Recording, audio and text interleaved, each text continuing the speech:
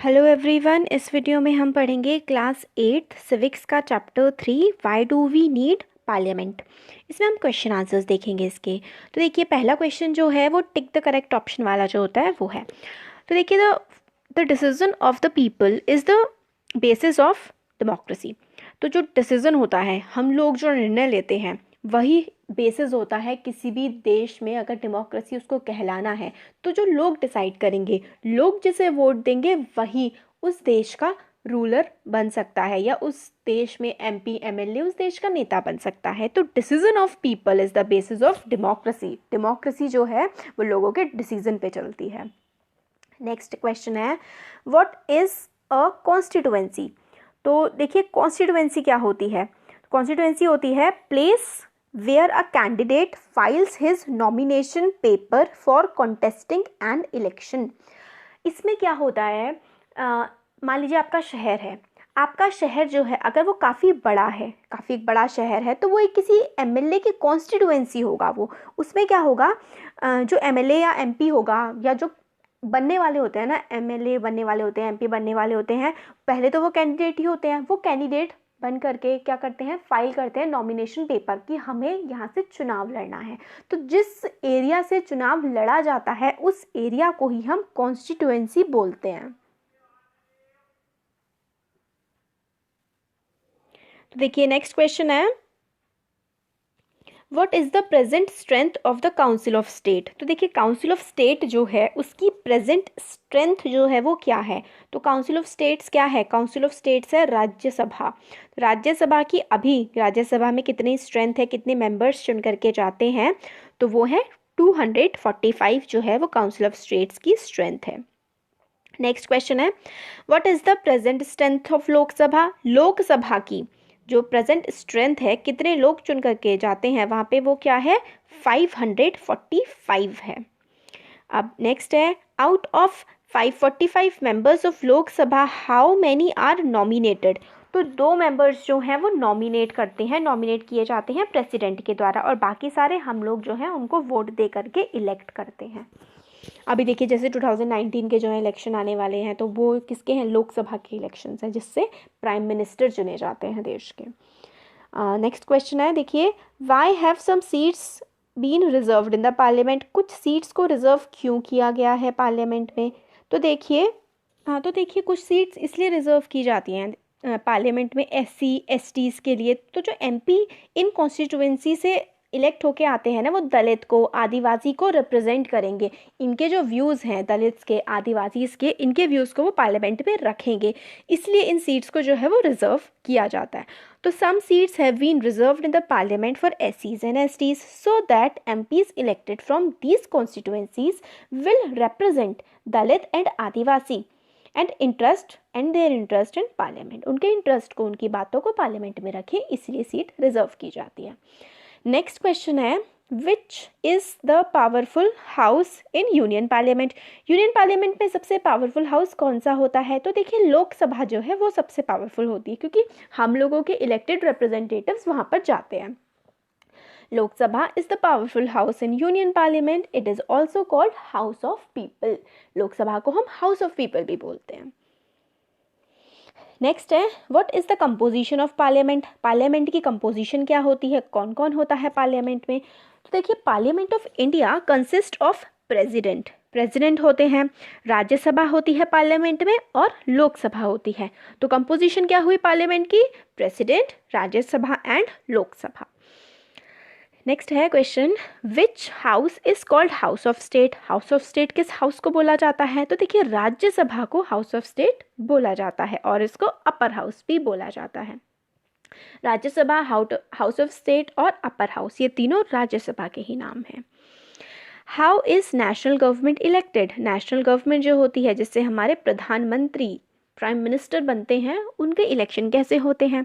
तो देखिए, after the elections a list of MPs of each political party is prepared. Election हो गए, जो जो एमपी बने हर पॉलिटिकल पार्टी से, उसकी लिस्ट बनाई जाती है। For a political party to form the government it is necessary to have majority of elected MPs which is at least half of the number 272 number और मोर। 272 किस में, राज्यसभा 554 का 50% से ज़्यादा तो 272 से ज़्यादा होने चाहिए।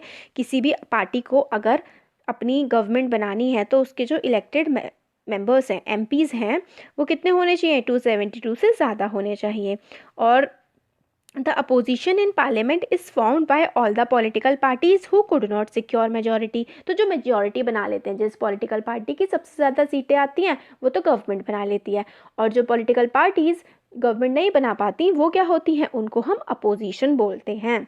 और the largest among them is called opposition party. बाकी सारे ही अपोजिशन होते हैं जो गवर्नमेंट नहीं बना पाते, और अपोजिशन में भी जिस पार्टी के सबसे ज़्यादा एमपी होते हैं उसको हम अपोजिशन पार्टी कहते हैं। तो देखिए इस टाइम हमारे देश में सत्ता में भारतीय जनता पार्टी है, बीजेपी है, तो उसकी काफ़ी सारी अराउंड 300+ सीट्स हैं, काफ़ी हैं, 272 से ज़्यादा हैं। और जो लार्जेस्ट अपोजिशन पार्टी है वो है कांग्रेस, और बाकी और भी काफ़ी सारी छोटी छोटी पार्टियाँ हैं जिनकी सीट्स हैं। तो नेक्स्ट क्वेश्चन है, what is the function of parliament. Parliament का काम क्या होता है। तो देखिए the function of parliament are to select national government, national government को सेलेक्ट करना, टू सेलेक्ट एग्जीक्यूटिव, एग्जीक्यूटिव कौन होते हैं, जैसे हमारे प्राइम मिनिस्टर, हमारे होम मिनिस्टर और डिफेंस मिनिस्टर, फाइनेंस मिनिस्टर, सारे मिनिस्टर्स मिल करके एग्जीक्यूटिव बनाते हैं, इनको सेलेक्ट करना भी पार्लियामेंट का काम होता है। To control, guide and inform the government, control करती है गवर्नमेंट को, लॉज पास करती है गवर्नमेंट, अगर कुछ मतलब एक्स्ट्रा अपने जो उसको हक हैं उससे ज़्यादा वो काम करे तो कंट्रोल करती है, इन्फॉर्म करती है, गाइड करती है गवर्नमेंट को, पार्लियामेंट। और law making is a composition of Lok Sabha, law making, कानून बनाना भी किसका काम है, लोकसभा और पार्लियामेंट का काम है। पार्लियामेंट में कौन कौन आता है, लोकसभा, राज्यसभा और प्रेसिडेंट। नेक्स्ट क्वेश्चन है, what is the composition of Lok Sabha. Lok Sabha की क्या कंपोजिशन होती है, कैसे बनती है लोकसभा। तो Lok Sabha is called the house of people, house of people भी बोला जाता है, as it is the body of elected representatives. कौन होते हैं इसमें, इलेक्टेड रिप्रेजेंटेटिव्स होते हैं। It is also called the lower house consisting of 545 members and they are called member of parliament, MPs इनको बोलते हैं। लोकसभा को हम हाउस ऑफ पीपल भी बोलते हैं। 554 इसमें मेंबर होते हैं, और 543 तो मेंबर जो हैं वो इलेक्ट होते हैं डायरेक्टली बाय द पीपल, हम लोग वोट दे के इलेक्ट करते हैं। और 2 मेंबर्स जो हैं उनको प्रेसिडेंट के द्वारा नॉमिनेट किया जाता है। किससे, कैसे, from the Anglo Indian community. कहाँ से 2 मेंबर इलेक्ट होते हैं, एंग्लो इंडियन कम्युनिटी। अगर प्रेसिडेंट को लगता है कि एंग्लो इंडियन कम्युनिटी रिप्रेजेंटेड नहीं है सही तरीके से पार्लियामेंट में। और Lok Sabha elections are held after 5 years, 5 साल में लोकसभा के इलेक्शन होते हैं। और one of the most function is to select the executive, जो पार्टी जीत करके आती है, सबसे ज़्यादा सीटें होती हैं वो गवर्नमेंट बनाती है, और उसमें ही एग्जीक्यूटिव होते हैं, मिनिस्टर्स होते हैं। फिर नेक्स्ट क्वेश्चन है, what are the functions of Rajya Sabha. Rajya Sabha की क्या क्या फंक्शन है। तो वही जैसे लोकसभा का था कि इसको हम क्या कहते हैं, अपर हाउस कहते हैं या फिर हाउस ऑफ स्टेट कहते हैं।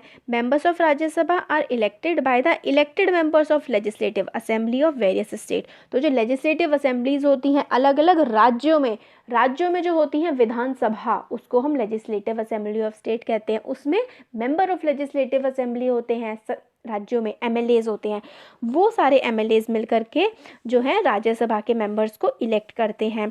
तो 445 मेंबर्स इन द राज्यसभा जो है इलेक्ट किए जाते हैं, जिनमें से 12 नॉमिनेट किए जाते हैं प्रेसिडेंट के द्वारा। The main function of Rajya Sabha क्या होता है, is to revise the interest, मतलब raise the interest of state. Interest होता है ना स्टेट्स का सेंट्रल लेवल पे, कि जो स्टेट को कौन कौन से फंड्स मिलने चाहिए, क्या क्या उनमें काम होना चाहिए, उनके बारे में उनकी बात उठाना राज्यसभा के मेंबर्स का काम होता है, अलॉन्ग विद लॉ मेकिंग। और लॉ मेकिंग भी राज्यसभा का काम होता है। तो देखिए राज्यसभा में 245 मेंबर होते हैं जो कि सेलेक्ट किए जाते हैं, मतलब एक तरीके से इलेक्शन होता है। कौन पार्टिसिपेट करता है राज्यसभा के इलेक्शन में, एमएलएज होते हैं, स्टेट जो विधायक होते हैं, वो देश के सारे विधायक मिल करके राज्यसभा के मेंबर्स को इलेक्ट करते हैं। और 12 मेंबर्स जो है वो सेलेक्ट किए जाते हैं, नॉमिनेट किए जाते हैं प्रेसिडेंट के द्वारा। और राज्यसभा का काम है स्टेट्स के इंटरेस्ट को सामने रखना देश के, और लॉ मेकिंग भी होता है इनका काम, कानून भी ये बनाते हैं। अब क्वेश्चन आर क्या होता है, व्हाट इज क्वेश्चन आर। तो देखिए question hour is an important time in which MPs can give information about the working of government and through which parliament controls the executive। तो इसमें क्या होता है, MPs से क्वेश्चन पूछे जाते हैं अपोजिशन पार्टी के द्वारा मेनली कि आप किस तरीके से कामकाज कर रहे हैं गवर्नमेंट में, और एग्जीक्यूटिव जो हैं मिनिस्टर्स इसके आंसर देते हैं। तो by asking questions to the government, मतलब गवर्नमेंट से क्वेश्चन पूछ करके इस क्वेश्चन आर में जानकारी निकाली जाती है कि किस तरीके से काम कर रहे हैं वो लोग। नेक्स्ट है, why do you think the nationalist movement supported idea that all adults have right to vote. तो सारे लोगों के पास 18 साल से ज़्यादा उम्र के जो लोग होंगे सबके पास वोट देने का हक होगा, ऐसा जो है लीडर्स को क्यों लगा। तो इंडियन नेशनल कांग्रेस जो है वो वॉज एस्टैब्लिश्ड इन 1885 में हुई थी established Indian national Congress, and national leader demanded that there should be elected members in the legislature with the right to discuss the budget and ask question। और जो Congress party बनी थी उन्होंने ये डिसाइड किया था कि जो लीडर्स होंगे, जो नेता होंगे वो लोगों के द्वारा चुने जाएंगे जो कि लॉस बना सकें और डिस्कशंस कर सकें देश के लिए और उस क्वेश्चंस पूछ सकें। तो the government of India act of 1909 introduce indirect election to the legislative assembly. तो गवर्नमेंट ऑफ इंडिया एक्ट आया था 1909 में, उसने इनडायरेक्टली जो है आप इलेक्शन करके लोग लेजिस्लेटिव असेंबली में जा सकते हैं ऐसा प्रावधान किया था। National leaders were not satisfied with the act. National leaders को ये 1909 वाला एक्ट अच्छा नहीं लगा था, because right to vote was very restricted and limited, क्योंकि राइट टू वोट सबको सही तरीके से नहीं दिया गया था, इसलिए जो है हमारे देश के लीडर्स को ये वाली बात अच्छी नहीं लगी। तो under the act of 1919 and 1935 voters number increase, फिर नंबर जो है इंक्रीज होने लगे, ज़्यादा लोगों को वोट देने का हक होने लगा, मगर एडल्ट फ्रेंचाइज मतलब सबको, जितने भी वयस्क नागरिक हैं देश के, सबको वोट देने का अधिकार होगा, ऐसा अभी भी नहीं हुआ। तो Indian leaders demanded adult franchise and when they got opportunity from the constitution of India all adult franchise was introduced. तो जब हमारा देश आज़ाद हुआ तो यूनिवर्सल एडल्ट फ्रेंचाइज, जितने भी 18 साल से ज़्यादा उम्र के लोग हैं सबको वोट देने का अधिकार होगा, ये जो है राइट हमारे देश के संविधान में दिया गया। तो ये चैप्टर जो है काफ़ी इंपॉर्टेंट चैप्टर है, इसके क्वेश्चन आंसर्स हमने देख लिए। जल्दी ही मैं इसका पूरा जो चैप्टर का कवर करता हुआ वीडियो भी मैं पूरा बना दूंगी। तो थैंक यू।